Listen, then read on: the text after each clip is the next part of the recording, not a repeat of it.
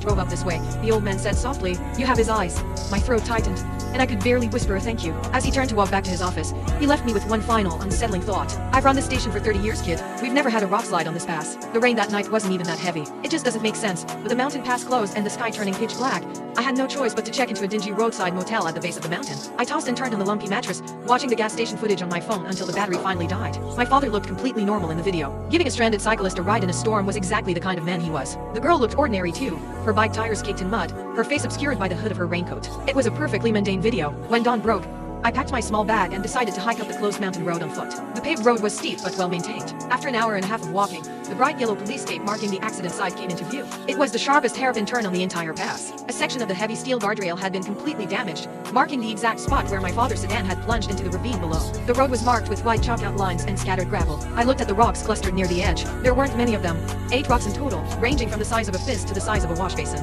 I frowned. Even if these rocks had fallen directly onto the car, they weren't large enough to cause such a tragic accident on their own. The hum of an approaching engine broke the silence. I stepped onto the shoulder as a marked police cruiser came down the mountain, pulling to a halt just past a barricade. The man who stepped out of the driver's seat was a familiar face. Detective Robert Collins, my father's childhood best friend, a man who had known me since I was in diapers. In the span of a single week, he seemed to have aged a decade. He looked at me in surprise, his uniform cap pulled low. "Kate, what are you doing out here?" "I needed to see it, Uncle Robert," I said quietly. Robert was a veteran detective, and he was the lead investigator on my father's case. He didn't need me to explain why I was here. He sighed, lifting the yellow tape to let me through. Robert pointed to the chalk markings on the asphalt, then toward the damaged guardrail. The rain washed away most of the tire tracks, but the forensics team managed to reconstruct the pattern using specialized lighting, he said, his brow furrowed in frustration. "The data shows your father was speeding. In fact, he didn't even tap the brakes as he entered this curve. That goes against every driving habit he had." His voice grew quiet. "Your father was the most cautious driver I knew. He never sped, especially not in a storm." My eyes stung with tears. When I was a little girl, I used to complain that he drove like a turtle. He would always smile and tell me that speed didn't matter,